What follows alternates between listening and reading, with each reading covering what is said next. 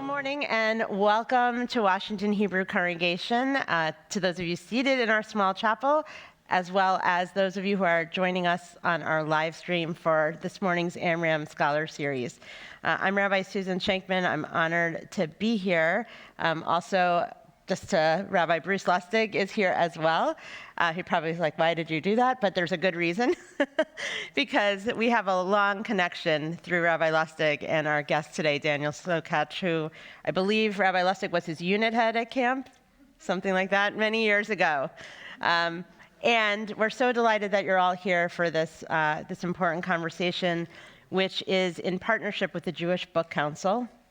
And following our conversation this morning, we invite you to join us for a book signing, and if you don't have time to stay, we encourage you to go and to purchase Daniel's book online, really as an opportunity to continue this really, really important conversation.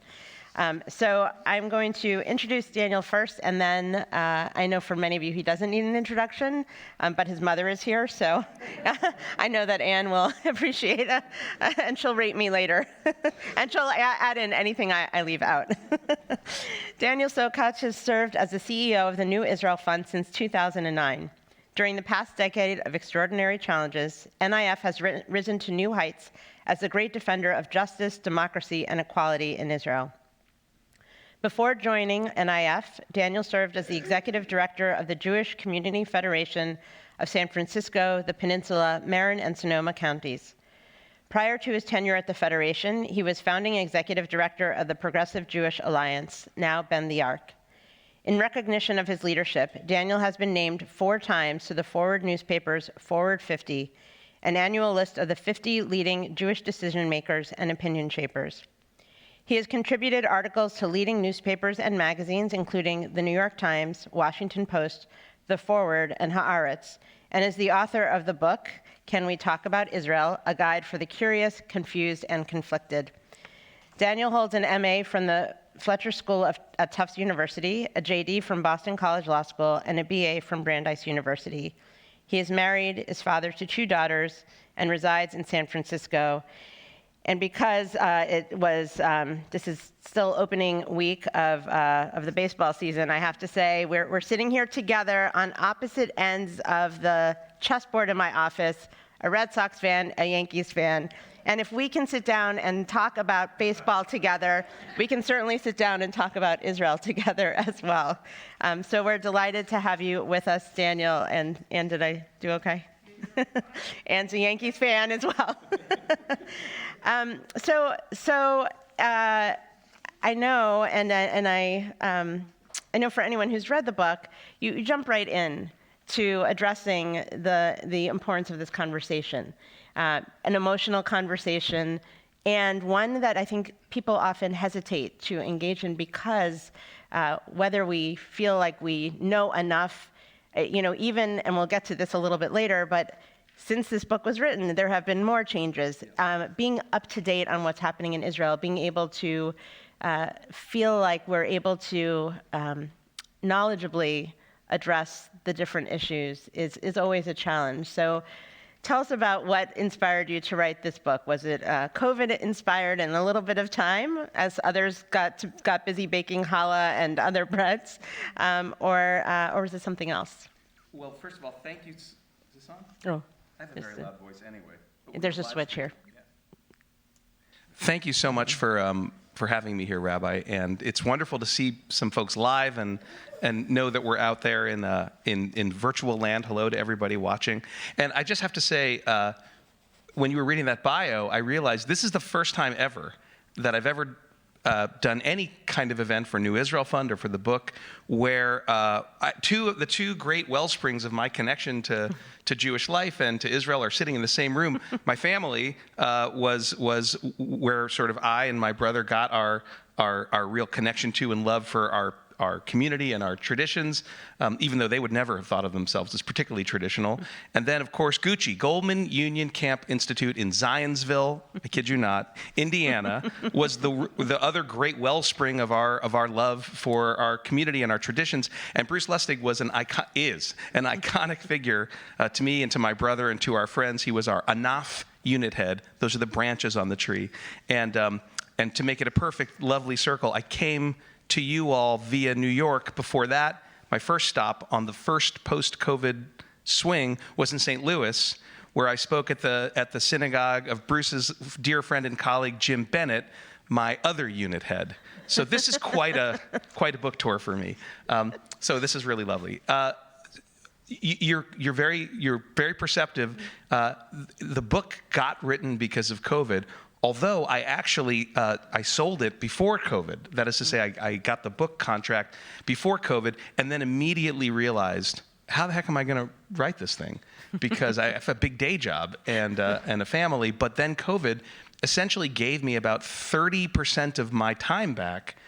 Because all travel was obviated for so long. And much of my job is traveling to Israel 4 times a year and to the East Coast and to the UK and all of the places where New Israel Fund is active. And with that time, I really was able to finally write the book. So that was my silver lining. And the reason I wrote it, though, was not because of COVID.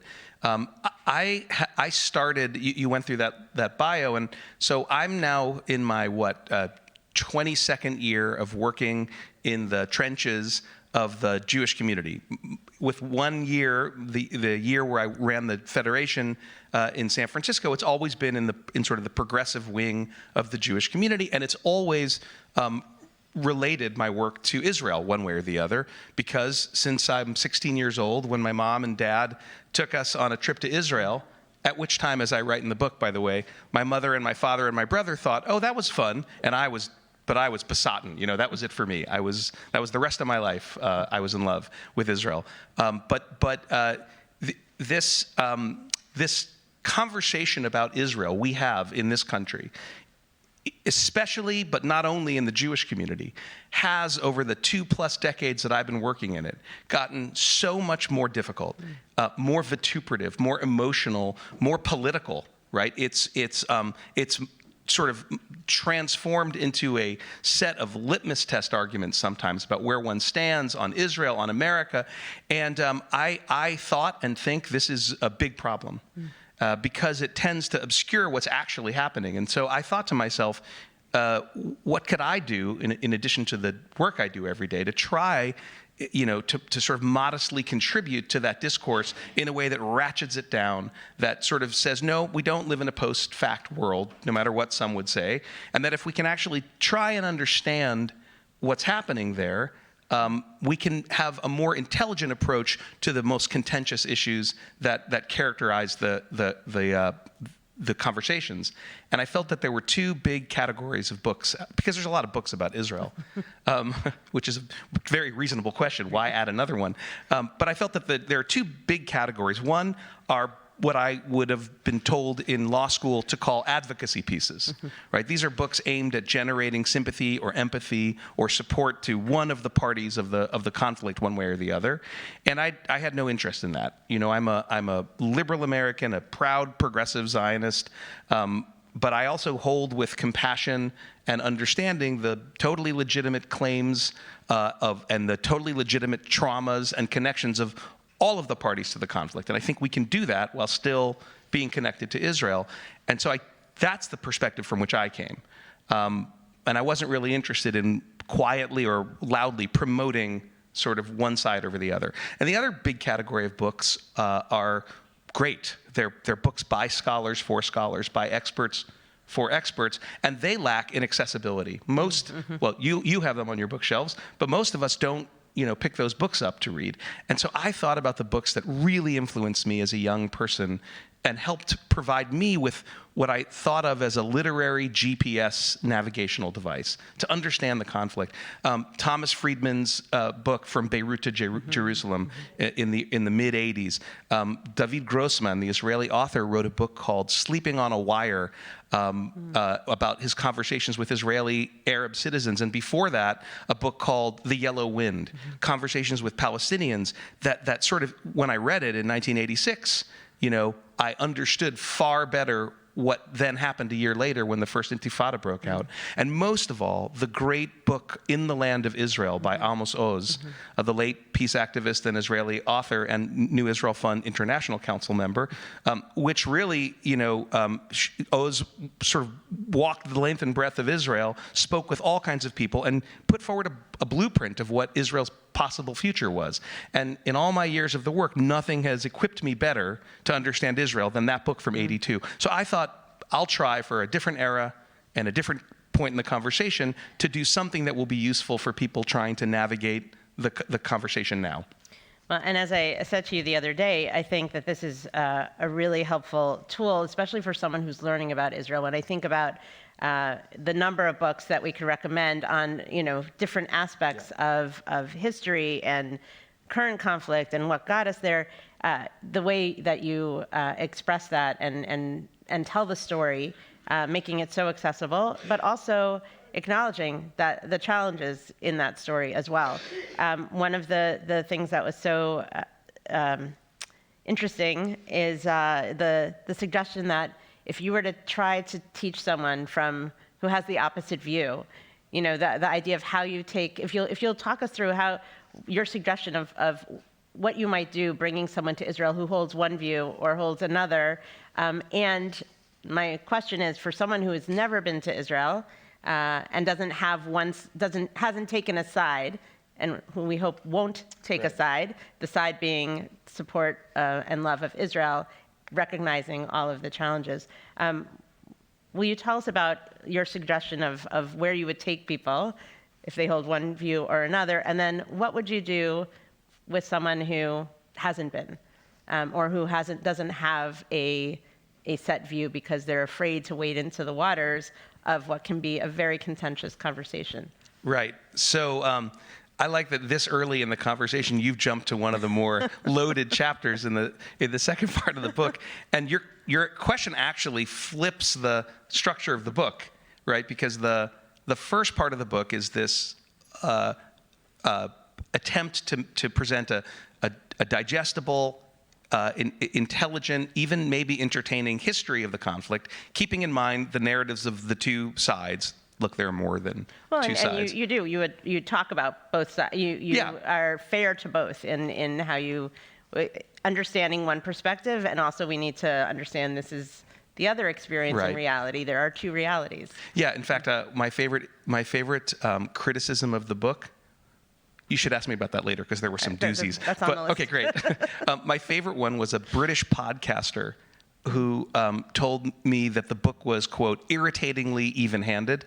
And I thought that was great. And I told the publishers at Bloomsbury, and they said, oh, we should put that on the cover of the paperback. Irritatingly even-handed. So that was. I always strive for that with my kids. I don't quite. Right. Maybe it's easier with Israel than with your kids. The book is structured so that part one is this exploration of the actual issues. And, I will say that my guiding light in writing the book was the Daniel Patrick Moynihan, the Senator Moynihan quote. Remember? He said, every man, it was a gender time, he said, every man is entitled to his own opinion, but not his own facts. And so this was what I tried to do. And as you know, in the books, there are times when I'll sort of say, this is our narrative about this incident, but this is where that narrative falls short. This is their narrative about the same incident. This is where their narrative falls short. So to answer the second part of your question first, that was really the attempt of the book. That, in a nutshell, it was to provide to everyone who considers themselves curious, conflicted, and also compassionate and also caring, right? You can come up with all the alliterative C words. A way to try to enter the debate that would be both educational and not too not too loaded with the kind of fraughtness. Someone once said to me, I'd like to get more engaged with this issue, but it feels like there are landmines beneath the surface. And when I was just last month in the UK, where I got to do really my first big public book event, at which I got COVID, wasn't bad at all. So I was interviewed by Anshel Pfeffer, who is a well-known Israeli-British writer, and it was the last day of London Jewish Book Week, and he said one of the nicest things anyone has said. He said, I feel like in the book you are extending your hand and helping me walk across a minefield. So that's really the objective of the book for your second category of people. Once you've read that first really 2/3 of the book, then we dive into some of the more difficult issues, but hopefully you're then equipped to be able to wrestle with them. And so for the first category of people that you named, the people who know what they know, right, and who are partisans of one side or the other, and I believe we can be partisans of one side or the other, and also compassionate and open to understanding the legitimacy of the other side's feelings and claims and connections. I obviously think that's the only way forward. But you're really referring to a chapter that I wrote about the question of whether or not, and if you're unfamiliar with this question, believe me, it comes up every day in my work, is Israel an apartheid state? And many of the people in this room, many of whom I know, are paying attention to this debate and watching it. And so in the chapter that you refer to, I really try to take the reader on an intellectual tour and say, look, if you're a person who is a left-wing critic of Israel and a person who is inclined to think, well, absolutely, Israel's an apartheid state, and you let me take you up and down the length and breadth of the state of Israel, and we meet with Jews and Arab citizens of the state, and Mizrahim and Ashkenazim, and Ethiopian and Russian immigrants, and we talk to people on the periphery, the far-flung, poorer parts of the country, and people who live in the more affluent center, and religious and non-religious. And we see the fact that Israel is often segregated, not just between Arabs and Jews, but between different kinds of Jews, but in a way that our own country is often segregated, not by law, but by all kinds of other reasons. And if we see that there is terrible legislation that's been put forward in the last 12 years, not the last 10 months, and maybe we'll come to that later, but for the 12 years preceding it, some of it aimed at stripping Arab citizens of their sense of equality, some aimed at shutting down discourse and debate.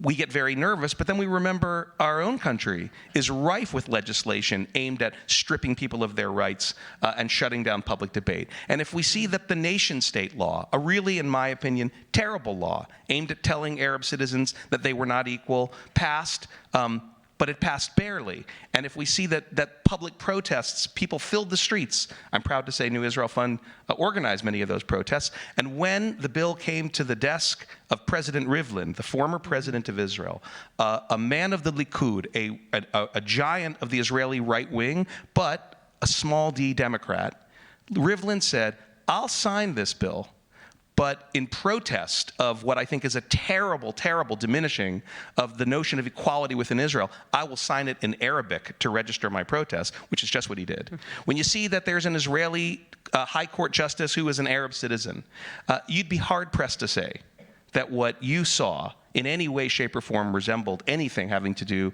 with apartheid as it was understood in South Africa. And if you give me an intellectually honest right-wing defender of Israel, and you let me take them up and down the length and breadth of the West Bank, and they see and meet with settlers and soldiers and Palestinians, and they look at the way the West Bank remains divided into a Swiss cheese-like arrangement where Palestinians are sort of surrounded on all sides by Israelis, where over 60% of the territory is totally controlled by Israel, where there are two systems of justice, one for Jewish citizens of Israel who are living in territory that not even Israel claims as sovereign Israel, right? Over 700,000, some in annexed East Jerusalem, but about 400,000 in the West Bank.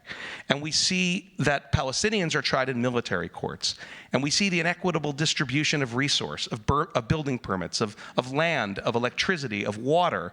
And we see the checkpoints, not only between Israel proper and the West Bank, but between various Palestinian parts of the West Bank.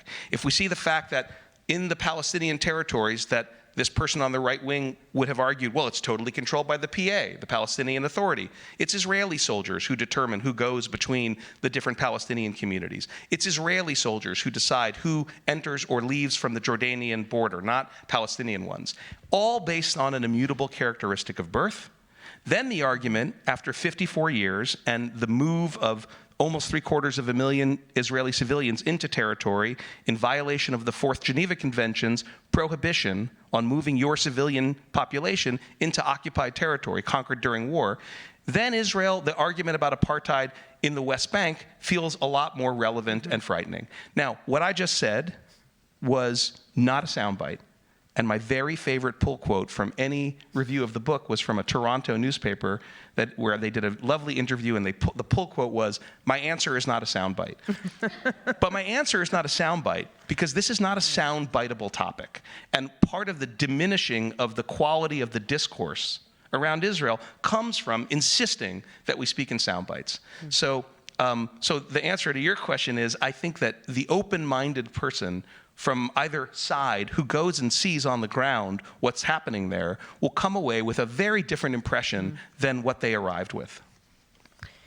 What would you say were some of the more challenging aspects or topics to communicate in the book? Anything that you really struggled with, how to do this in an even-handed, irritatingly even-handed, or just even-handed? What were some of those areas that really you had to stop, maybe go back to, change?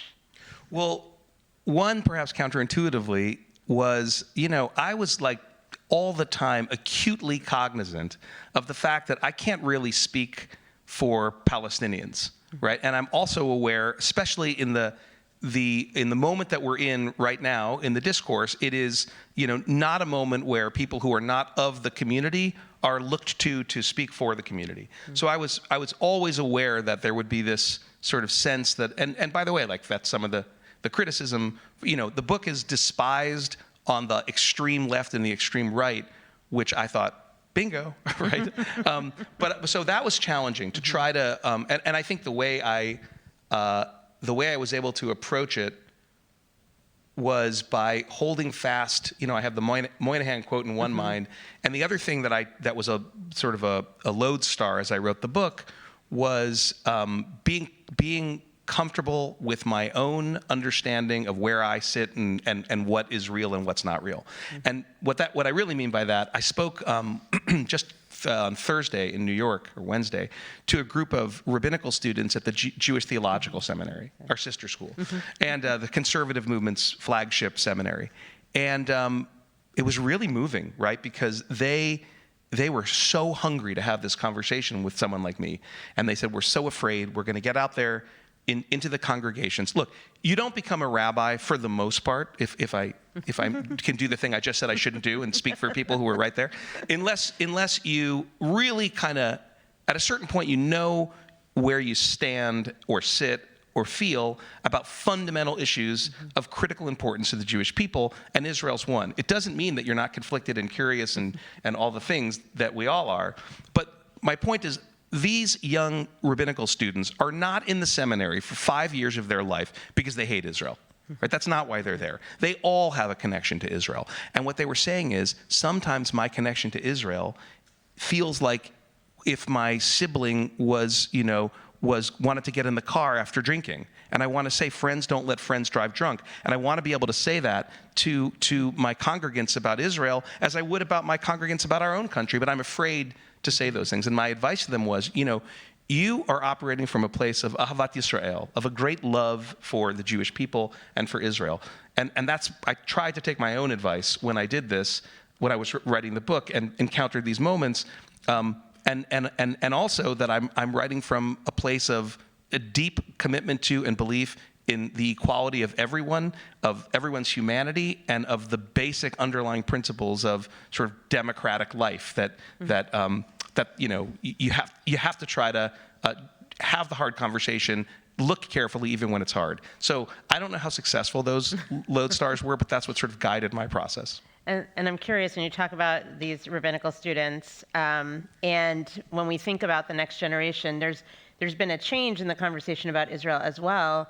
When we talk about many who can remember the pride of 1967, and certainly many who remember the miracle of Israel's rebirth and birth as a state.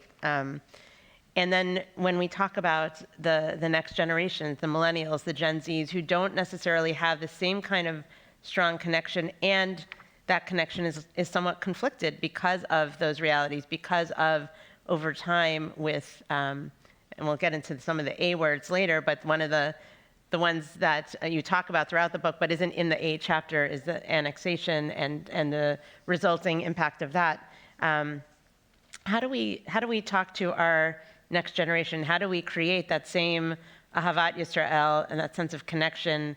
I think that's something that many of us struggle with in how we speak about Israel. Our own connections are different than many of our younger congregants. And how do we prepare them to go to college campuses? We talked about our own kids. How do we prepare them to go to college campuses where the conversation can be very challenging, confrontational, and they don't necessarily feel that they, especially when you encounter someone who has a very strong hardline opinion on one side, and you don't know where you stand. And yes, we can say, read this book. This will prepare you for some of the conversations. And I know that getting my son to sit down and read a book right now. He's a second semester senior.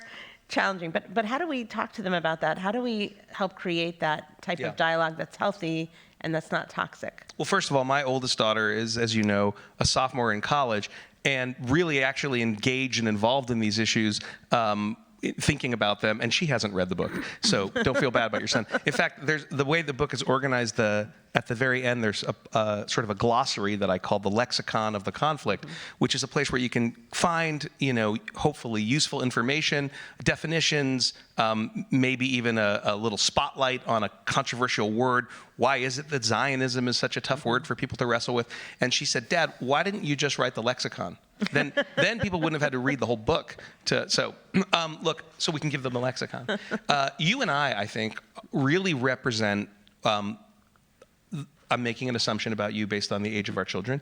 We represent sort of the last generation of American Jews who encountered in Israel, who maybe spent time in, or in my case, spent a few years living in an Israel that in some way could echo the Israel that our parents and grandparents encountered, the ones that you described, the founding of the state, 67, and that is the Oslo Accords, right? Which for me, I lived in Israel in 94 and 95 at this moment where it felt like it was the great denouement of Jewish history, and everything seemed possible, and it was a very heady and exciting time to be connected to Israel, and of course that was sort of burned on my soul, imprinted on my soul of part of the reality of Israel.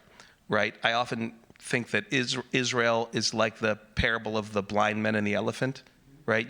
People they're stumbling through the elephant, and each one they encounter the elephant, and one touches the trunk and says, well, an elephant is a great leg-like thing with toenails, and another one says, no, it's a long, sinuous trunk, and you get the idea. And they can't. They're not capable of stepping back and seeing the whole elephant. But the great thing about the parable, which when I sort of it's one of those things you hear your whole life, I never really understood till I read the book. I wrote the book. They're all right. They're correct. They're not wrong. They're just not wholly right. Right? So the thing that they encounter really is a leg or a trunk or an ear. And that's why people are so fanatical about their opinions and emotions when it comes to Israel. It's just that it's very hard for all of us to see the whole elephant. So when it comes to people who, and even us, right? Well, me, right? Encountering Oslo, Israel, that's not the whole elephant. It's just that it was a part of the elephant that you could love easily. I'll stop with the metaphor. It's going nowhere.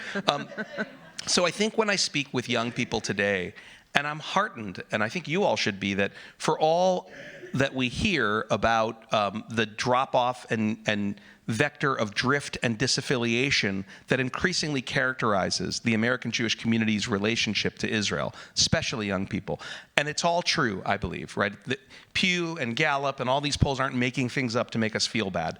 As Israel has moved to the right, and American Jews have stayed where they are, 75% more or less voting Democratic and reporting that they're very liberal.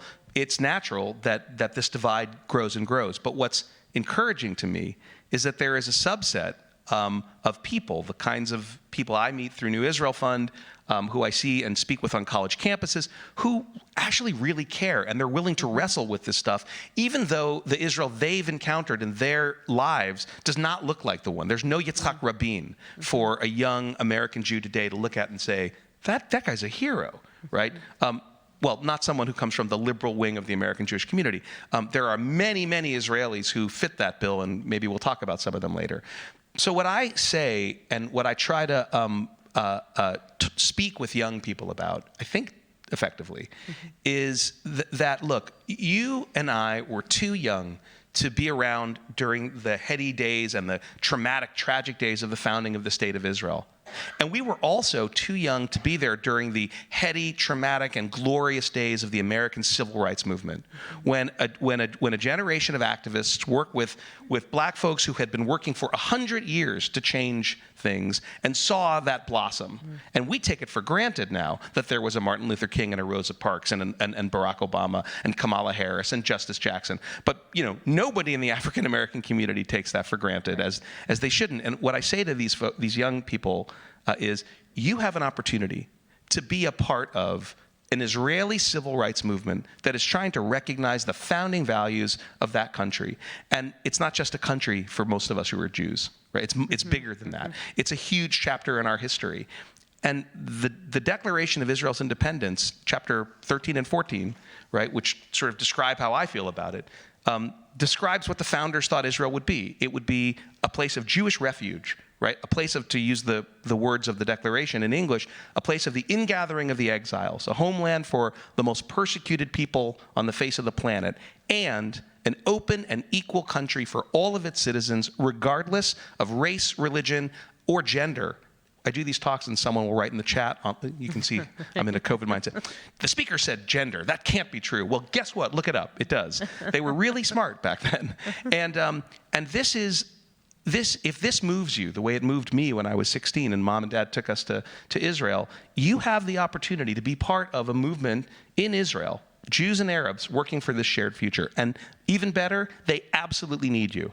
Without an international support base, just like the founding of the State of Israel, without all of us, it will not succeed. And Israel will go the way of an ethno-nationalist, it will take that ethno-nationalist path that it seems to be on right now. And there's no guarantee of the outcomes in Israel or in our country or in France, if you look at the election results. But all over the world, this is a struggle that's being waged about what the nature of liberal democracy is. And in Israel, it's a unique struggle because it's part of the Jewish people's inheritance. And, a lot of them probably say, that is of no interest to me, old man. But a lot of them get involved and say, that's an exciting opportunity to be part of this.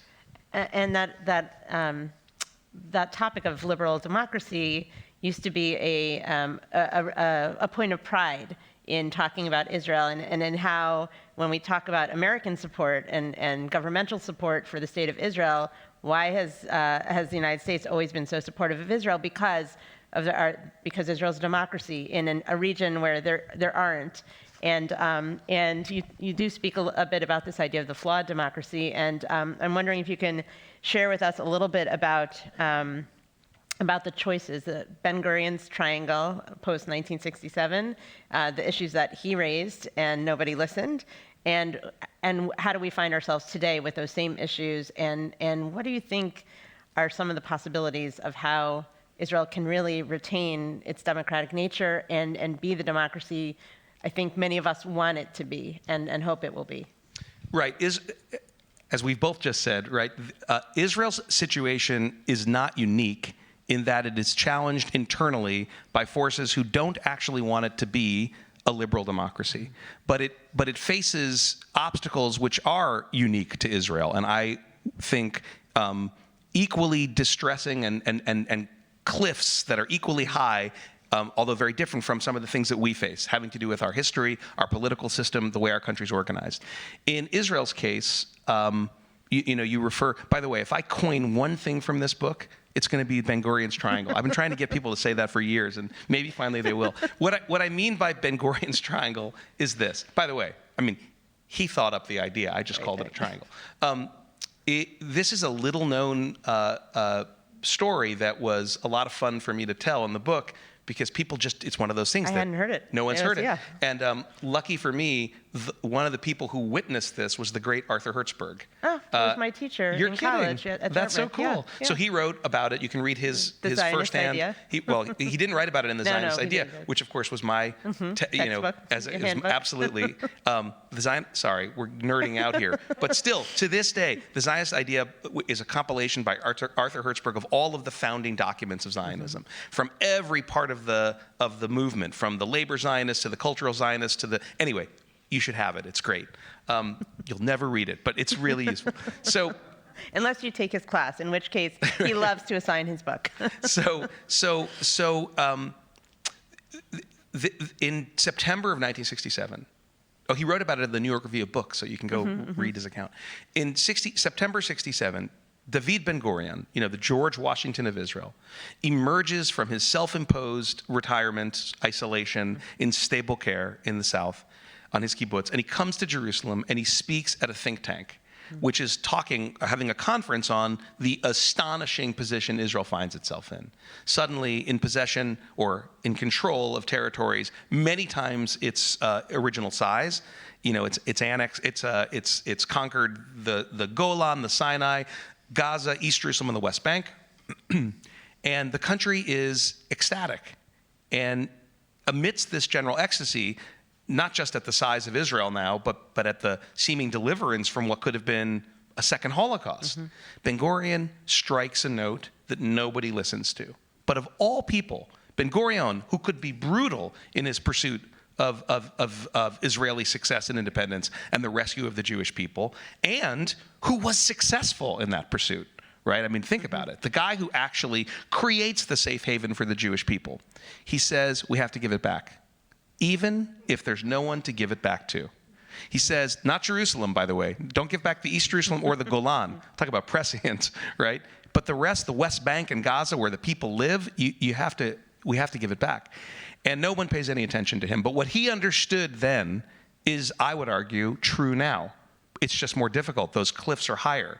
And what he understood is, after June 1967, there were 3 points on the map of Israel's identity and reality. One, it was a Jewish state, whatever that means, but Ben-Gurion was quite clear about what that meant for himself, right? A place that would be a homeland, a Hebrew-speaking homeland for the regeneration and rescue of the Jewish people, right? Could be a Jewish state, you could be a democracy, and interestingly, the word democracy doesn't appear in Israel's Declaration of Independence, which is its founding document, but it's imbued in it. And the vast majority of the founders never thought about any other political arrangement for the country except for democracy. What that exactly meant, we can come to in a minute. But it had to be a democracy, and now suddenly it had all this territory with all this people in it. And Ben-Gurion's triangle is my sort of attempt to create an image for the choice that Ben-Gurion said Israel faced, the one he spoke to the think tank about in September 1967. Israel could choose 2 of those points of identity, but not all 3. So Israel could be a democracy and a Jewish state, which is what it was intended to be by the founders and by Ben-Gurion. But if it was going to be that, it had to give back the territory and the people in it. Why? Because if you choose to keep the territory and the people in it and remain a democracy, then eventually, given the birth rates, you won't be Israel anymore. And I'm here to tell you, my friends, that today, not in 10 years or 20 years or 100 years, today, there is parity between the Arab and Jewish populations between the river and the sea. That is, if you take the populations of Palestinians and settlers in the West Bank, of Arab and Jewish citizens of Israel, and of Palestinians living in Gaza, it is roughly an equal population at this minute in 2022.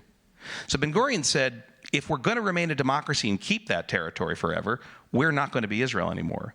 And then he said, if we're going to remain a Jewish state and keep the territory, we will not be able to be a democracy. And there's a word for that political arrangement, but it's not in English or Arabic or Hebrew. That word is in Afrikaans. And he was pointing directly, a warning signal. And that warning signal was picked up decades later by former Prime Minister Ehud Barak, who said, if we don't figure out a way to untangle ourselves, we're going to end up with apartheid. And it was echoed by former Prime Minister Ehud Olmert, who said the same thing. It was echoed by former foreign minister and almost prime minister Tzipi Livni, who said the same thing. These are not radical left-wing people. These are not human rights organizations or anti-Israel activists. These are prime ministers and foreign ministers of the state of Israel.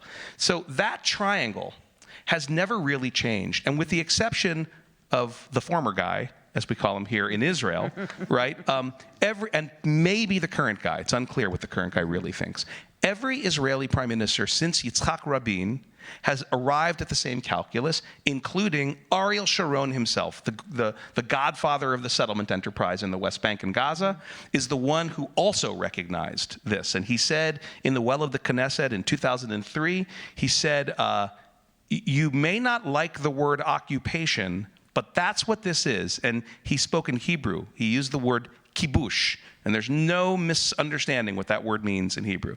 And he said it's terrible for the Palestinians and it's terrible for us. And I don't think we want to be ruling over them for the rest of our lives, or we won't be a democracy. So even Sharon came to that conclusion. So that's Ben-Gurion's triangle.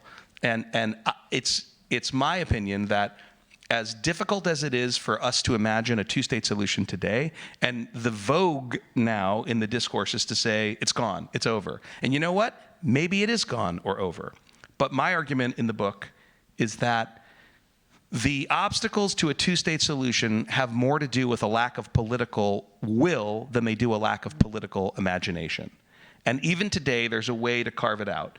But the truth is, when it comes to Israel, you got to apply Occam's razor. What's the most likely explanation for why something has or hasn't happened? It's usually the simplest explanation. And here, it's because the parties have not all at the same time wanted a two-state solution. So I'm curious, you talk about whether or not that's still possible. When the former prime minister was talking about annexation and was ready, even in the midst of dealing with COVID, that was a goal on the radar. You said we don't yet know where we're heading with that. Any thoughts about what might happen? Who could be those creative forces and imaginative forces to make that happen? Is that still possible? Is it completely off the table? I think there are a lot of people who have the sense of that ship has sailed. And we also know we're Jewish, Hatikva. We have that hope. We can't not believe that is something that our Jewish values lead us in that direction. It has to be possible. Well, I mean, I'm sort of with you, and not in a Pollyannish way. I don't think you are either. It's Occam's razor.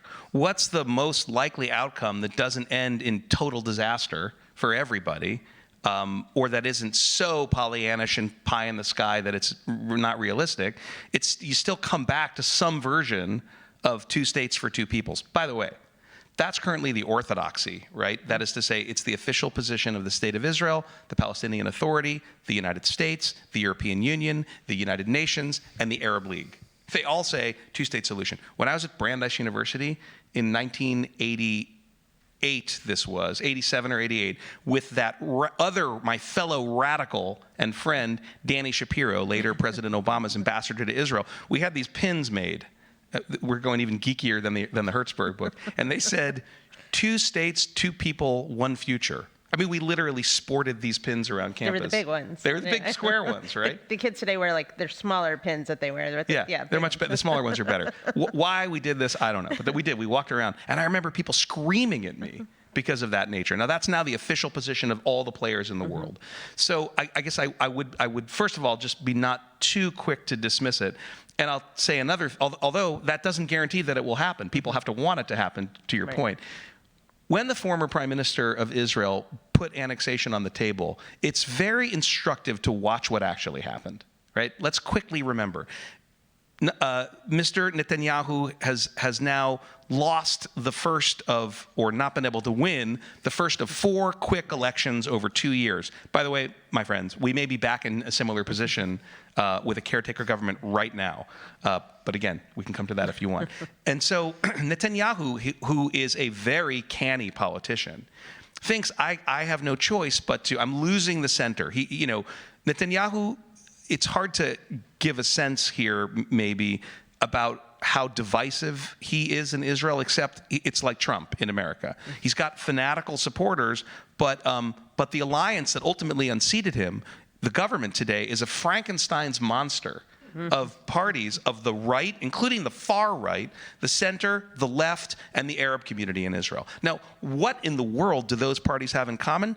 They all saw Netanyahu as an existential danger to the continuance of the state of Israel as a democracy, right? Some were more cynical, some were more ideological, but some wanted to be in his place. But all of them thought he has confused himself with the state, and we are in big trouble. I've spoken with ministers in the government who have said that the events of last May, the intercommunal violence, forced everyone to look over the edge of the abyss and see where Netanyahu's way of characterizing Arab Israelis and Jewish Israelis had led the country to the brink of Beirut or Bosnia. And in fact, they worked to pull back from that brink. In any event, he promised after the first election he couldn't make a government. He needed some way to throw red meat to the people to his right. And there are people to his right. Some of them are even in the government now. And so what he said is, if I can form a government, I will immediately annex all of the settlements in the West Bank. We'll get it over once and for all. And the whole world went into a tizzy. We all went into a tizzy. And then what happened? Well, after the second election, he couldn't do it, and he reiterated this pledge. And remember who the president of the United States was. For the only time since 1967, there was a president who said, go right ahead. And even in the Trump peace plan, there are parts of that plan that actually make it okay for Israel to unilaterally annex settlements in the West Bank. So you've got Benjamin Netanyahu, who is still a caretaker prime minister. You've got an American president who is saying, you can annex. What's he going to do, right? I write a bit about this in the book. Why buy the cow when you get the milk for free, right? Israel has had the settlements for 54 years. And other than sort of slaps on the wrist and an occasional, harsh word from the EU or from an American administration, by the way, until Mr. Trump, Republican and Democrat, there has been no real consequence in any significant way for Israel's 54-year occupation, right? I mean, I'm no longer a kid, and that occupation is older than me. So he's got a clear way, and his allies in the settler camp are saying, the highway's open. You said you would do it. Trump is saying you can do it.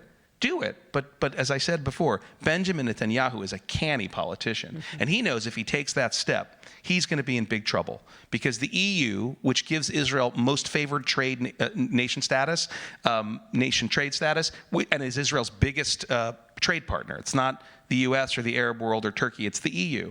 He knows that will trigger EU laws that will force it to change the relationship to Israel. He knows, because he's a smart guy, that even though he would like Donald Trump to be the president forever, it's not necessarily the case. He knows that things might turn the other way. And anyone, Democrat or Republican, who doesn't come from the Trump wing of the party is going to revert to the mean in America, saying, we don't give you a hard time as long as you don't do anything really stupid. And annexing the settlements would force us to give you a hard time. So he's in a bind because he's promised his base this.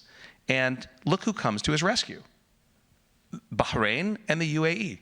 And he's able to say, look, if we're going to make peace with these little Gulf countries, their requirement was not to annex, which is true. So unfortunately, we can't annex. He got a ladder down out of the tree he'd put himself in. Now, I tell this long story not just to entertain you or bore you, depending on your perspective, but because I think it goes to show the internal complexity of the question of annexation, even in Israel, even in the hard right of the Likud, even with Donald Trump as the president. It is not an easy thing for Israel to do. And so I think to a certain extent, up until now, and I will not make any predictions about the future, it has been more of a rhetorical threat/enticement or promise, but not one that anyone really wants to operationalize. So having said that, I truly can't believe I'm saying this even now after my 13 years of doing this work with NIF, but there are people who serve as ministers in the government of Israel today. Right, whether they're ministers next week, we'll see. There are people who are ministers in the government of Israel today who believe what I don't want to assign anything to you, but from your question, what we tend to believe. They're not exiled in some, irrelevant political party on the margins. They're the Minister of Transportation and Infrastructure, the Minister of Regional Cooperation, the Minister of Environmental Affairs, the Minister of Diaspora Affairs, the Minister of Health are all people who feel as we do. So I guess, my sort of take courage moment is in saying we're so used to that seeming like it, and we're told by great, smart people, it's over. You can't do it anymore. Like, there are ministers in the current government who, if they move a few feet over and have the big ministries, right, would try to direct Israel in a different way. So I'm not saying that it's going to happen, and it might not happen. And frankly, NIF is supporting efforts by Israelis to explore alternates. One of the ones that personally I thought, well, it can't hurt. And now I'm really curious. There's a group of really smart Israelis led by Yossi Beilin and really smart Palestinians led by some of the former negotiators who are working on a confederation model for Israel, who would look more like Switzerland. So, we can say that that's impossible, but everything seems like it's impossible until the moment when it changes. Which is so interesting because just a week ago, a week and a half ago in this very chapel, we had Rabbi Gilad Kariv, who is the first Reform rabbi who is a member of Knesset, spoke right here. And so when we say everything is possible, there are changes that, if we couldn't have imagined, even a decade ago, a Reform rabbi in the Knesset. Not only is he in the Knesset, but I will share with you, because you will shep nachas here. As I said, I'm in the sort of astonishing position of being all the people who were our allies for the first 12 years, not all of them. Some of them are now ministers and Knesset members. And he is the guy, everyone says he's the most sophisticated operative working in the Knesset right now. This guy who's never held office before, he's a rabbi, and he's killing it in the Knesset. So that's awesome. Yeah. He's representing us well. Yep. Tell Saperstein. I will. So with all deference to your mother who's sitting here, thank you, Anne. You mentioned there was some criticism. Anything that really surprised you? Probably some that you might have been expecting, but anything that sort of made you say, huh, or that you want to share? Yeah, no. And I'm sure your mom could give the... She can live with it. She has her own criticism. No, I'm kidding. Look, I'll share them, but I want to say that one of these, you have to sort of, don't react until I'm done with the explanation. Those of you who I don't know. The NIF people I know you. But first I'll share my favorite criticism of the book, because, up along with irritatingly even-handed. The book got a very nice review in the Sunday New York Times Book Review, which of course is pretty cool. But the reviewer ends, I don't know the reviewer, I know who he is. He's a very sort of progressive, serious academic who thinks and writes about Israel, super smart guy. And he ends his review which is again, very positive. And then he says, but at the end of the day, Sokatch doesn't offer a solution to the conflict. He just offers reasons for hope. And I thought, guilty, right? The solution was above my pay grade. So, but the one that really surprised me, and I feel naive for not realizing this, there was one that surprised me and one that didn't surprise me. And the one that surprised me was, this may seem like a very minor thing, but because it surprised me, I want to share it. In the history part of the book, I write about the way that the forced population transfers in 1947 and 48 during Israel's War for Independence, which Palestinians refer to as their Nakba, their catastrophe, were part of a larger pattern, right? First of all, they were a choreography of population transfer in the Middle East. Jews fleeing from the worst catastrophe in human history, and then the stumbling remnants of the Jewish people of Europe after that catastrophe are part of a mass movement of people that the world has never seen before. And Jews pour into into Palestine, Israel, and their arrival, of course, is the reason for the displacement of about 700,000 Palestinian people who've been living in the land, who are either forced or who flee out of their homes across the then border into the West Bank with Jordan or Gaza with Egypt, which is out of the frying pan and into the fire, or further into a diaspora that in some ways echoes our own diaspora. And that expulsion or that flight of Palestinians triggers expulsions and pressure for about 700,000 it's a shivery number because it makes the hair on your neck stand up. The same number of Jews are forced out of or flee in terror from their homes in the Arab and North African countries that after Israel's birth kick them out or make life unbearable. And that's just in our little corner. Beyond it, millions, tens of millions of Muslims and Hindus are forced to flee over the borders of what becomes India and Pakistan and East Pakistan, later Bangladesh, as those countries ethnically sort themselves, right? And Stalin, of course, uses this time that Timothy Snyder in his epic book Bloodlands, refers to as the Bloodlands, to forcibly transfer millions of Soviet citizens from one place to another. And of course, Sudeten Germans are forced out of what is Czechoslovakia after the Germans have forced people out of all kinds of places. And Turks and Greeks, right, and on Cyprus and in the Greek islands. So all over the world is this spasm for a decade and a half of forced population transfers, of which ours was a little corner, and I said, today, all of that would be called ethnic cleansing. And since the Fourth Geneva Convention, while it's happened sometimes, it is illegal, and it is forbidden, and it was meant to stop. And I didn't anticipate how hard it would be for some people, including like friends of New Israel Fund and friendly interlocutors and talks like this in the green rooms beforehand, to say, well, you called what happened ethnic cleansing.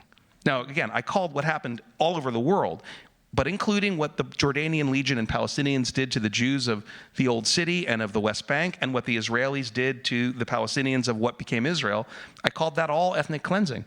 And it was really instructive for me because I think that what I learned is that that's a term that is misunderstood and often conflated with genocide. And that people were afraid I was saying Israel committed a genocide, which I did not say and do not think. However, I do think all of these parties in the 30s and 40s were engaged in ethnic cleansing as people tried to reorder themselves in these ethnically pure states. And if you look at the definition of ethnic cleansing under international law, that's really what it is. You're trying to push out an entire group of people from territory that you hold so that your people can be the only ones in it. So I was surprised at that, but I learned that even though I tried to be really careful about language, I had to be more careful. And then the other one was Zionism, where I'm happy with what I said, and I said what I meant, and it's like a Rorschach's test, and people sort of say like, you're a Zionist? Or they say, you're not a Zionist? And that I anticipated that one. And that is the challenging, how people define themselves as Zionist or not Zionist based on current realities and what the definition of Zionism is. And then we get into the hazy question of if you're anti-Zionist, are you anti-Semitic? And that conversation that has been coming up again and again. And got murky, even more murky, when just 2 weeks ago, a rabbi in Chicago and his congregation, I just read about this, sort of became the first American congregation that I've ever heard of to declare themselves anti-Zionist. And if you read their principles, it kind of looks like what most American Jews say they believe. So when it comes to Zionism, this is the thing that's stuck in a lot of people's craw because I'm stubborn here. And I say, Moynihan-like, Zionism means something. It is the idea and the movement to promote the idea that the Jewish people need to achieve self-determination in their ancient homeland of Israel. That's what Zionism is. It is no other thing. I realize I've lost this battle, but the funny thing about this battle is that I'm actually right? That's what Zionism is. Ask Arthur Hertzberg if you could, right? And so there's one school of thought that says, well, Zionism was accomplished. The goal of Zionism was accomplished in May 48. So why are we having it? It strikes me as an anachronistic question. It's like if I asked you, Rabbi, are you pro-Confederacy or pro-Union? It's like that Civil War was over. It's moot. It's moot. I mean, even the Reform movement, as you also wrote about, the Reform movement at its first Pittsburgh convention in the 19th century, in 1885. Talked about being basically anti-Zionist. And I totally disagreed with them back then. But at least it was like they had a position. That was a matter of, and then they switched it. Yeah. And certainly we see that the way in which that narrative has changed. Right. And so what I try to say in this piece about Zionism is, you're actually asking me something else when you ask me if I'm a Zionist, or when I ask you if you're a Zionist. And depending on who's asking and in what context, the things that we're asking are not the same things. So Zionism has become a cipher for a number of other questions. Do you support Israel? Do you support the idea that there should be an Israel in the world today? Do you support the policies of the current Israeli government? Are you a social justice? Are you kashrut? Are you kosher to sit at the racial justice table, which eschews all kinds of privileges that are given to peoples? And since we don't understand anything about what Zionism actually means, we think that means you think that you're a Jewish. Are you a Jewish supremacist? So everyone's asking questions about Zionism, and none of them are actually about Zionism. I want to state again for the second and final time, I realize I lost this battle, but I'm sticking with the idea that when I can, I say, well, that's kind of an unfair question because you don't really know what you're asking me, and I don't know what you're asking me, which is why I say at the end of that mini chapter, so am I a Zionist? And then I reiterate what I said earlier about the 14th paragraph of the Declaration of Independence. I said, whatever that is, that's what I am. And I still get friendly rabbis calling me up and saying, but why didn't you just say you're a Zionist? So, and earlier today with you, I said I am. And because my Zionism is that 14th paragraph, but honestly, there shouldn't be my Zionism or your Zionism, right? There should be a different set of words and conversational tools to navigate this. So I want to switch gears a little in talking about the question of hope and the future, to also give you a chance to share a little bit for those who might not be. I know there are many here who, and those watching, who are familiar with the New Israel Fund and the work of the New Israel Fund. One of the beautiful things about your book is the way you close it with stories of hope. And people who are not giving up on that dream of what Israel could be, and how it was envisioned by the founders, and certainly that hatikva for 2,000 years. So I'm wondering if you could share a little bit with us, and I'll let people know as well that there's more information about the New Israel Fund. As you leave, you can pick up some information, and you can also sign up for their email list as well to learn more and to hear more about the work of the New Israel Fund. But if you'll tell us a little bit about the work of the New Israel Fund and what inspired you to really spend your time, your energy, and your love for Israel in that work. Well, thanks for that softball question, Rabbi. And it does lead to that last chapter. So New Israel Fund, for those who don't know, is the largest organization working for democracy and equality for all Israelis. And what I sometimes say to people is, like me, NIF's sort of mission statement, we have an official mission statement, but really it's that paragraph from the Declaration of Independence, that Israel should be both of those things. And what I'll say to others is, imagine the ACLU, Planned Parenthood, Lambda Legal Defense, the Human Rights Campaign, the Sierra Club, People for the American Way, and all rolled into one, alongside the largest capacity builder for nonprofit organizations in the country, and that's what the New Israel Fund is, right? We support grantees who have built Israeli civil society. And in fact, that's what NIF set out to do. It had a theory of change at its founding in 1979 that in order for Israel to continue to survive and thrive and evolve, it needed a civil society. That is that ecosystem of organizations that represent minorities and marginalized folks, women, LGBTQ people, the environment, civil rights, and that didn't exist in Israel in 79. And in the words of Haaretz, the leading daily newspaper in Israel, in 2011, they said, I'll paraphrase, there's really no forward-looking organization in Israel today that doesn't owe its existence in one way or the other to the New Israel Fund. And we're super proud of that description. But in just a few years later, in 2014, the New York Times, which in any city other than this one, I would say, the leading daily newspaper of the United States, wrote, the New Israel Fund is the defender of Israeli democracy. And I think that the difference of just a few years shows the difference in the perception of NIF from a sort of benign, behind-the-scenes foundation to one that, in some respects, because it became the target of a Trump-like radical right movement in Israel, also was embraced by the folks who push back against that. So some of those people I named earlier, like Tzipi Livni and Ehud Olmert, Ehud Barak, Gabi Ashkenazi, Ami Ayalon, major military figures, are all NIF supporters in Israel. And they support NIF because we've become not only this wonderful generator of amazing civil society organizations that try to build this layer of life in Israel that is so critical for democracy, but also because symbolically, we're sort of like, I guess, the way the ACLU and all those organizations are perceived here. So that's what NIF is and does. And at the end of the book, I felt that what I wanted to do was to hand the microphone, as it were, the word processor, over to 3 of the grantees. I could have picked 1,000. In fact, I picked 4. And Bloomsbury, my publisher, said, "You don't have enough room, so you got to whack one of them." And luckily, the one I had to cut, when I called her up to tell her, said, before I could say a word, she said, "You're leaving me on the cutting room floor, aren't you?" But it was just space. And she was an American Israeli, and they thought, we already have an American writing this book, so I hand the book over and asked 3 of the grantees who inspire me the most to sort of tell who they were.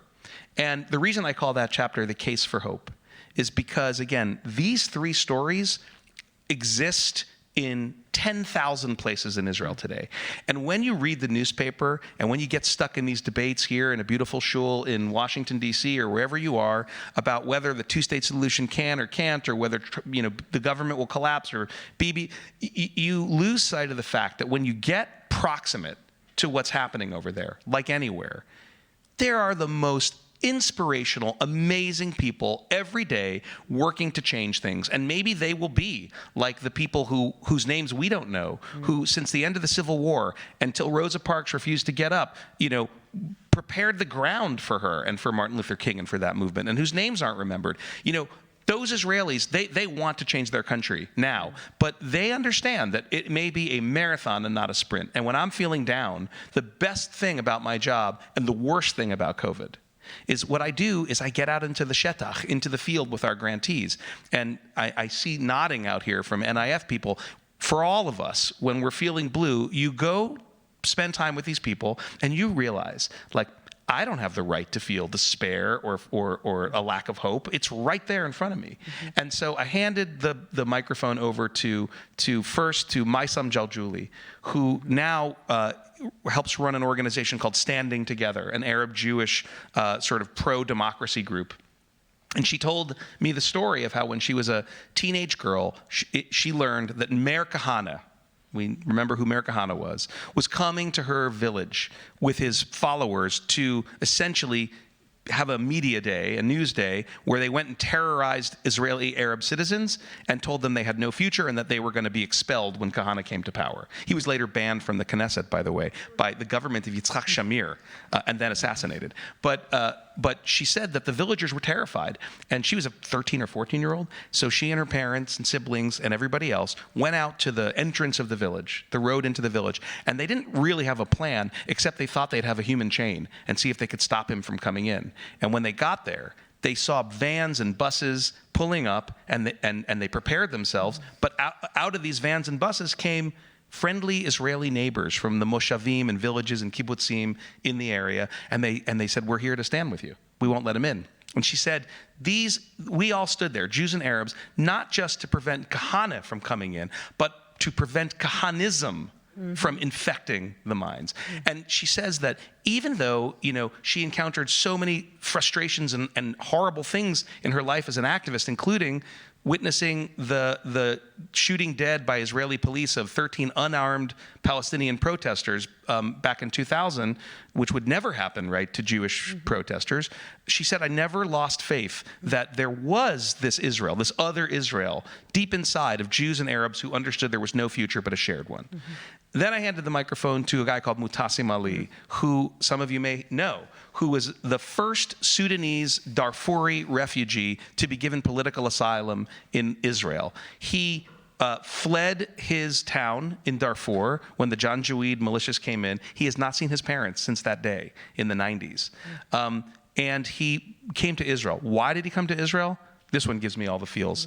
He told me, we heard about the Save Darfur campaign, right? So your synagogues, right? All of our synagogues, many of them were involved in this. And he said, and I just kept that in my head. I spoke English, so I remembered it. And I thought, well, if Jews in America care about us, then surely there will be safety in the Jewish state. And he walked there from Sudan. And when he got to Israel, he was put in a detention center for 3 years as an infiltrator, or as former Minister Miri Regev called him and other Sudanese a cancer in Israel. Mm-hmm. And he said, I came here because of what I thought about the Jewish people. And when he got out of the camp, the prison camp, I say camp not to be provocative, but because it was an outdoor prison in the desert, he got out because of the advocacy of NIF grantee organizations. He applied for and finally received asylum. He became a lawyer, and now he devotes his life to fighting for the rights of immigrants in Israel, motivated, he says, by the Declaration of Israel's independence and the kind of country Israel can be, right?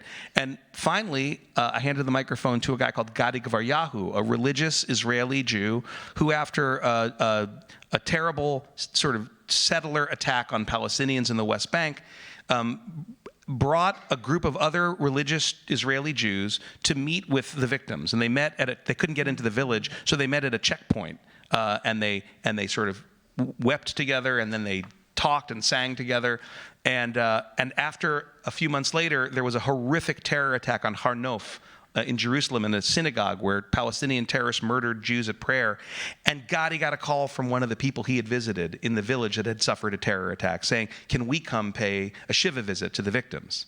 So Gadi called the victims and they said, yeah, we would welcome it. And so they did. And thus was born a movement that is called Tag Meir, Light Tag, which is in reference to the settler terror group Tag Mahir, which means price tag. They'll make Palestinians pay a price for any loss of the settlements or any disadvantage they think the settlements are facing. They'll take it out on Palestinians. And so the pun in the Hebrew name, which does not work well in English, I admit, because it was founded during Hanukkah, it's Light Tag. And that organization was born, and now it's a multi-faith group of Jews, Arabs, Christians, Muslims, and Jews who Israelis and Palestinian who go to sites of sectarian terror and violence and bear witness and sit with the family and the victims and the survivors and essentially say, not in our name. And they show up. And that's what the news sees when the news cameras come to some of these assaults. In addition to the people shouting death to Arabs or death to Jews, they see these guys sitting there bearing witness together. And if you can read about that or listen to what I just said and not be moved to have some hope left, you are of tougher stuff than I am. So I want to give a chance for, I know there are a few questions out there. I'm sure probably more than a few. We have time for a few before the book signing. So I wanted to give people a chance, if anyone has a question for Daniel, to give you that opportunity now. Mm-hmm.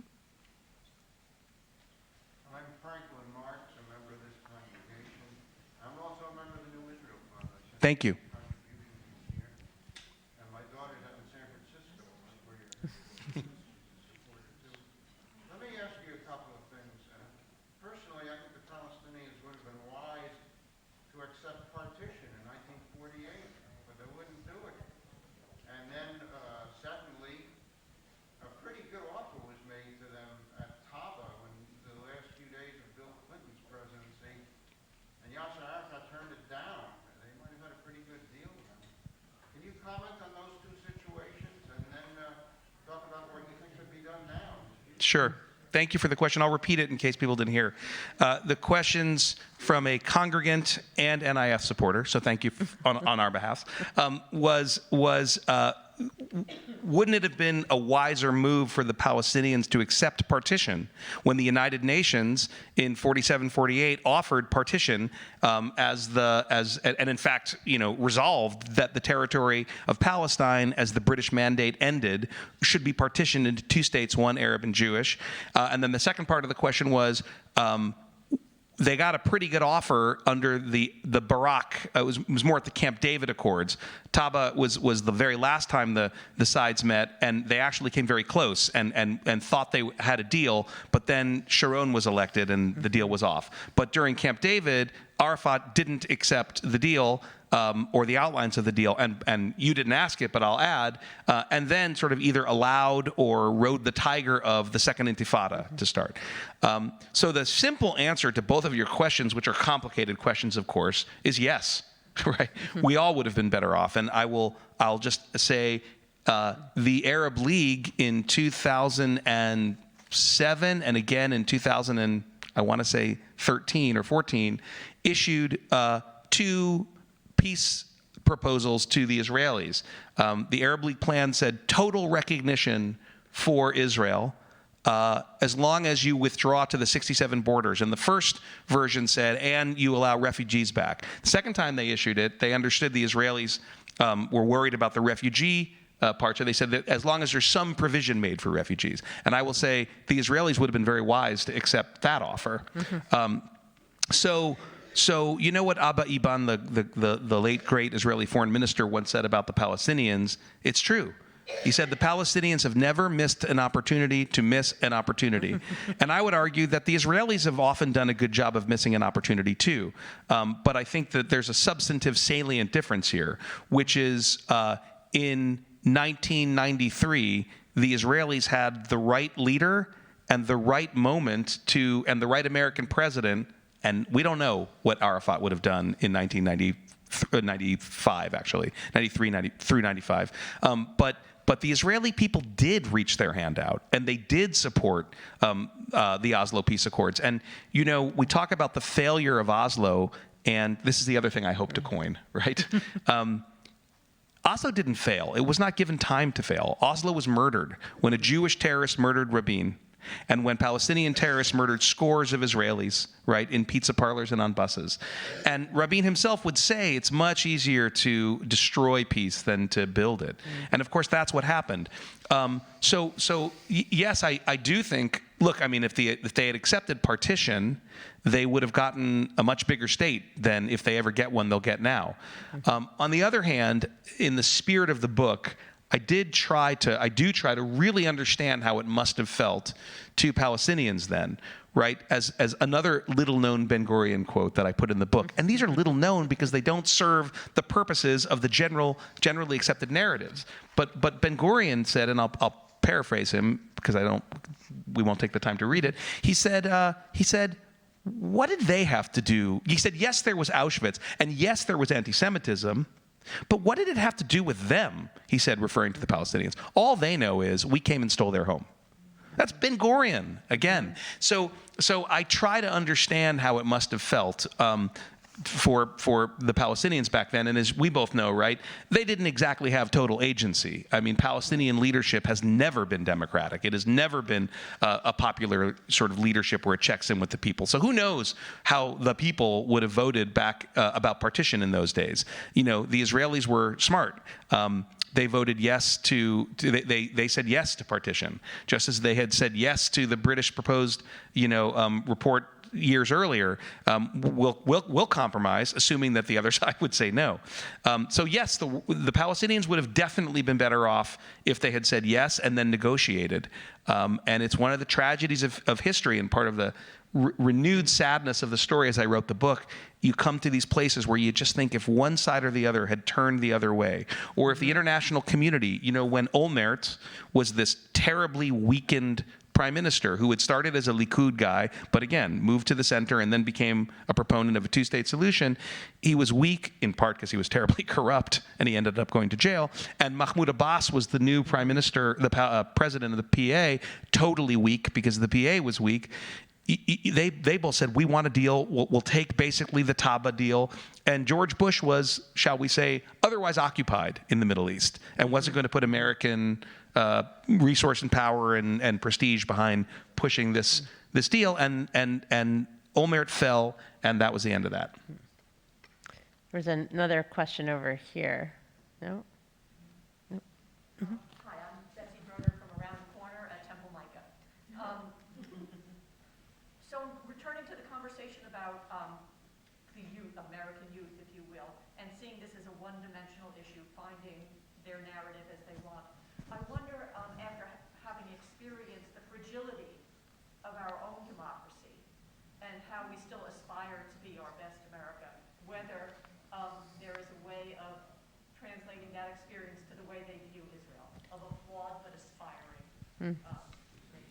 I think it is the only way. Will you repeat the question? Yeah, for sorry. live The question was, the question was, when speaking with young people and trying to engage them in this, what I believe to be, incredibly important, even sacred task of trying to connect to and work for an Israel that reflects founding values, the questioner from a neighboring synagogue, Temple Micah, I believe, said, wouldn't it be useful to sort of reference the fragility of our own democracy as an example of how important it is, and really, it's a cold comfort, but it is one, to show that it's not so impossible or so alien or different, and just as vital. And my answer is, I think it's the only way forward. In a sense, it's the added dimension to what I said in answer to your question, like there's a civil rights movement happening that you get to support. And I will say that when at the beginning of Benjamin Netanyahu's most recent consecutive years of being prime minister, he was prime minister back in the 90s for a few years, when things began to change in Israel, one of the first people who saw that they were changing was Nomi Chazan, former board chair of the New Israel Fund, deputy speaker of the Knesset. And one of the reasons she saw it is that she's brilliant. Another one is because she was the focus of the attack, right? There was a Der Stürmer-like caricature of Nomi that went out in Israel accusing her of all kinds of things. This woman who's devoted her life, whose father was the ambassador to the United States of America, right? The Israeli ambassador, was accused of being a traitor, and NIF was the den of traitors. And Nomi said to me, Israel is about to tumble into a democracy recession. This was a term that political scientist Lee Diamond had coined. And she said, we're going to see laws that attempt to erode basic norms and assumptions about what a democracy is. We're going to see targeting of minorities. We're going to see targeting of leftists. It's the Orban playbook, she said. And of course, she was completely right. And for those of us who were part of the NIF community, the first few years of trying to talk about this were incredibly difficult because people would experience cognitive dissonance. Right? I would say to them, a law has been passed that makes it a civil offense for any Israeli to call for boycotting settlements. And the person I was talking to would say, no, it hasn't. There's just no way Israel would pass that. And honestly, the day Donald Trump got elected, and if that's your political cup of tea, so be it. But what I'm talking about is what happened to NIF. The day he was elected, that ended. Right? We had made a lot of progress in showing people what really was happening with Netanyahu and with Israel and with the parliament. But the day that America began to shake on its foundations, or the assumptions that we had about it, was the day that cognitive dissonance vanished, and NIF's had its strongest years, perhaps counterintuitively, since then, because people recognize that, what's happening in Israel is real, and I get it because it's happening here too. And the nightmare of the legislation that we're reading about in southern states about reproductive freedom is just the latest chapter, the latest example. So I guess that's my powerful affirmative that I think you're absolutely right. And when I speak to those people, it's almost something that they get now in a way that they didn't get before. Like Israel's democracy is incredibly fragile, because I know this because I get what that means, because my own democracy feels incredibly fragile in a way that, to me, it never did until that moment. So last question. Mm-hmm. We've read that between 100,000 and 200,000 Ukrainian Jews are in the process of coming to Israel. I'm just curious what NIF intends to, the role that you guys intend to play in that process. Thanks for the question. The question is, tens of thousands, up to 100,000 plus Ukrainian Jews would like to come to Israel, and what's NIF's role? When the conflict in Ukraine started, here's a sausage factory answer, right? You don't necessarily want to see inside the sausage factory.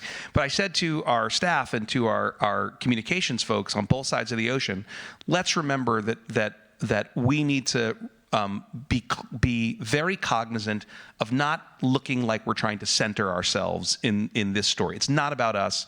We are helping in the ways that we can, but let's remember what our lane is and not try to take any attention away from the organizations that are really doing the work. HIAS, the American Red Cross, the human rights organizations.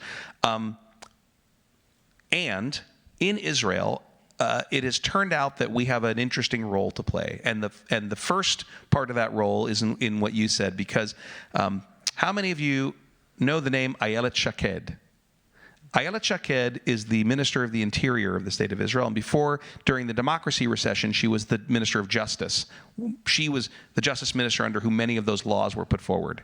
So she's got a canny ability to find herself in the right place at the right time to do damage, in my opinion.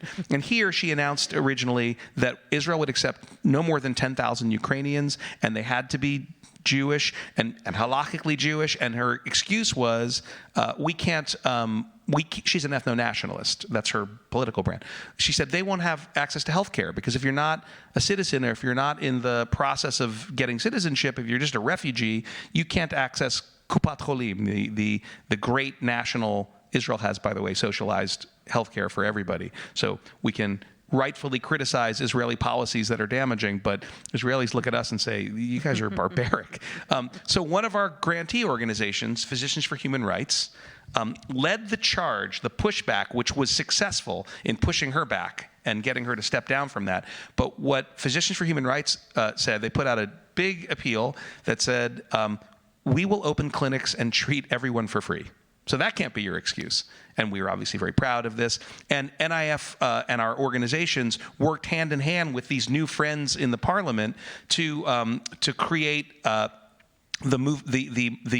momentum to push back in the public sphere against Shaked, and they have succeeded in doing it. And so I don't know at the end of the day how many of those folks will get there. You know, Israel is in a, and we don't have time to talk about it. We can talk about it some other time. But Israel's in a very interesting position because it has, as you say, I mean, there are hundreds of thousands of Jews in Russia and in Ukraine, and hundreds of thousands of Ukrainian and Russian Jews in Israel. And Israel wants the freedom to operate how it wants to in Syria. And there's a modus operandi with the Russians who want to preserve Assad's dictatorship, and the Israelis who aren't paying, that's not their issue right now. Their issue is stop Hezbollah and Iran in Syria. And all these reasons go into the strange position that the Israelis are taking on this. But that's not the position of Israeli civil society. And Israeli civil society is championing for as many refugees as need to come. And as you know, that's NIF. We're backing those efforts with emergency support. But my favorite story, and I guess it's a great way to end, the week before last, Israeli staff sent me a Reuters clipping. Right? It was an email. We all got you. Yeah. We Sorry. understand. So they sent me a story from Reuters, which described the way a small NGO had identified the Russian disinformation campaign about the attack on the maternity hospital in Mariupol, which tried to characterize it as a Ukrainian hoax. And it was in dozens of languages across many platforms, and they put together a dossier. They presented it to the leadership of Meta, the parent company of Facebook and Instagram, and the parent and the company removed every single one of the misinformation posts. They took them all down, hundreds and hundreds in dozens of language. And I'm reading this thinking, why are they sending this to me? I mean, it's super cool. Are they suggesting that we start an organization in Israel like this? Because we did, as part of our last strategic round, as many of you know, the New Initiatives for Democracy, we seed funded an organization called Fake Reporter, which does just this in Israel. And I got to the bottom of the article. It was Fake Reporter. The organization that did it, we did not start Fake Reporter and support Fake Reporter in order for it to do this. We wanted it to do this anti-disinformation work within Israel, but in this glorious kind of beautiful conspiracy of liberal democracy globally, they were the ones, some little Israeli NGO that had no horse in the game, or whatever the idiom is, they were the ones who were able to pull down this awful disinformation campaign. Wow. Well, that really is a wonderful way to end, because it also reminds us of that hope and that there is a road forward. And we look forward to sharing that path with you and continuing to watch it unfold and to hearing your perspective on that as well. So we hope that we'll have additional opportunities to talk and share the conversation. And I want to thank all of you for being here with us today, this morning. And remind you that following our conclusion in just a moment, you'll have an opportunity to purchase a book and have it signed. We ask you that in the process of getting the book signed, that we don't use that as another Q&A so that people can get their books. But I'm sure That's never happened in the Jewish community. and also remind you that you can pick up some material about the New Israel Fund, also sign up, and that way you can stay informed on all the wonderful work that the New Israel Fund is doing. And Daniel, we thank you so much for being here today. And Thank you. Yeah.